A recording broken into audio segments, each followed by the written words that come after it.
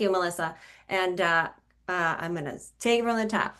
I'm Carrie Leach. Thanks for being with us here today, everybody. My roles, just so you know a little bit about me, I'm a research assistant professor at the Institute of Gerntology and a community engagement co-leader at the CURES, the Center for Urban Responses to Environmental Stressors. And this presentation is done with Del, Rochelle, and Michaela, who have been involved with this project since the start. And I'm also a lead community engagement for the collaborative for the promotion of access to technology and health. And so I just wanted to provide a little bit of background about why we're here today, talking about the digital divide. First of all, we started distributing computers in 2021, and what we learned about that, oh no, I'm going forward. What we learned about that during that process is that people wanted more information about how to use technology so they could participate in not only research, but also healthcare was going online. A lot of people were experiencing telehealth that they couldn't participate in, or during the pandemic wanted to attend worship services, but didn't know how to do that virtually. So we started looking into those issues when we were doing a policy analysis and co-published a paper with my colleague, Professor Nick Schrock, who is at University of Detroit Mercy Law, and found not only we realized that Detroit had one of the lowest internet connectivity rates in the nation, but in doing some more research, we learned not only people not have computers, but there was a lot of barriers to be able to connect to technology besides just the cost of Wi-Fi, the actual devices themselves. We learned a lot about what the barriers were in that process. And so in moving forward through this process, Rochelle and I went through the process of trying to figure out how can we find funding to build the capacity of older adults to use technology so we could engage them in virtual research, including Dell, who's an older adult herself, and that we engage in our virtual community advisory board meetings. So it became very important for us. And so we secured funding through the Patient-Centered Outcomes Research Institute, and that project is Bridging the Divide, Fostering Partnerships for Urban African American Aging Research.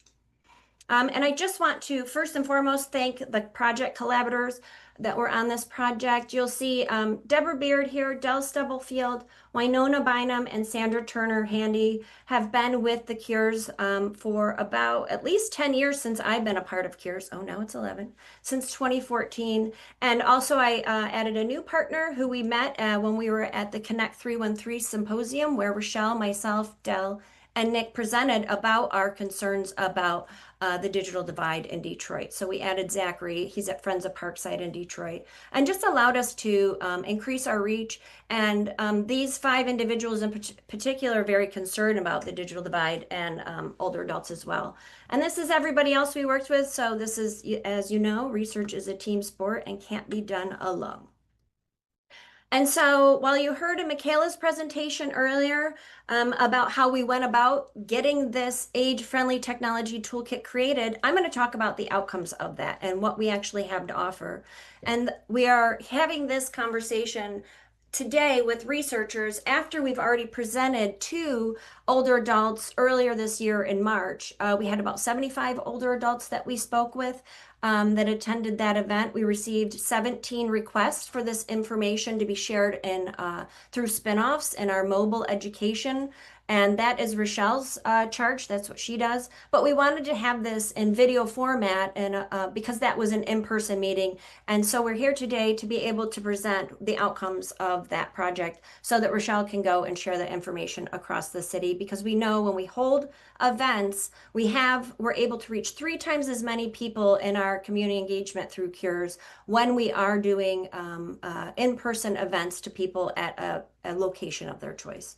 So what we have here, and we hope that researchers will use, is an age-friendly technology toolkit that is co-created with older adults for older adults, including Del that you heard from earlier and talked about her experience.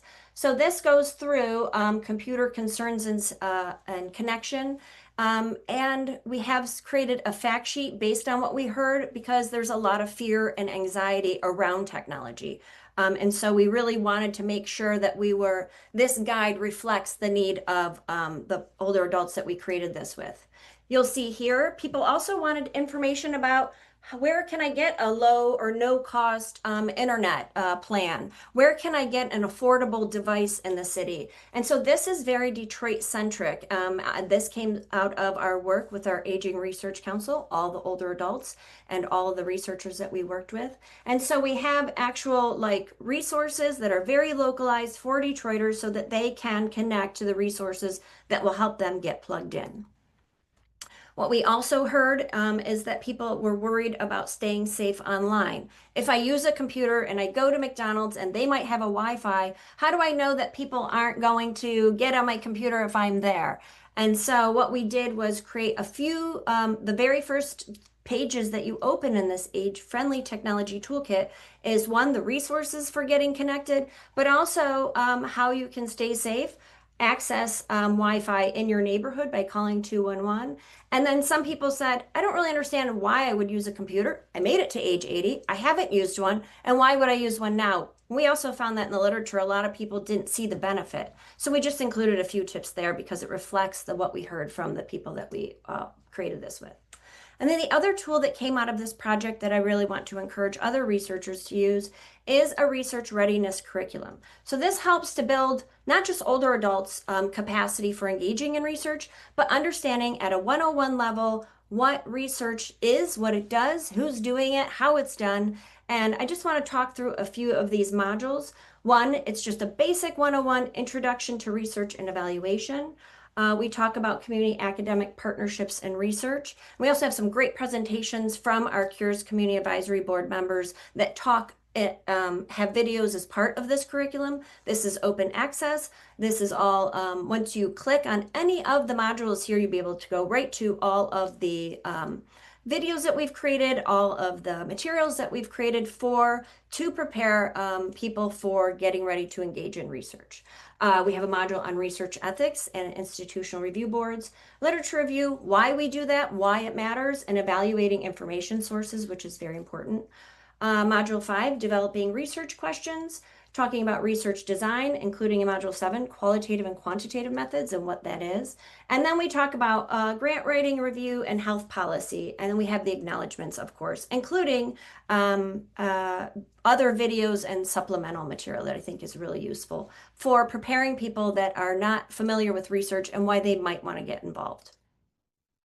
Again, I just want to illustrate for everybody, if you click on here, you'll see it will take you directly to the drive and you're able to access all of these videos and materials. And you can see the time. This won't take a very long time, but we delivered this in about an hour's long session and just talked through all the videos and created space for understanding co-learning and dialogue and also what was missing. And so just wanted to share that this is very easy to access for anyone that might want to take it themselves in a self-guided way, researchers that might want to use this and present it to people that they're starting to work with, or for any other purpose. This is the second module on community academic partnerships. Again, we have some great resources and videos from our community advisory board members.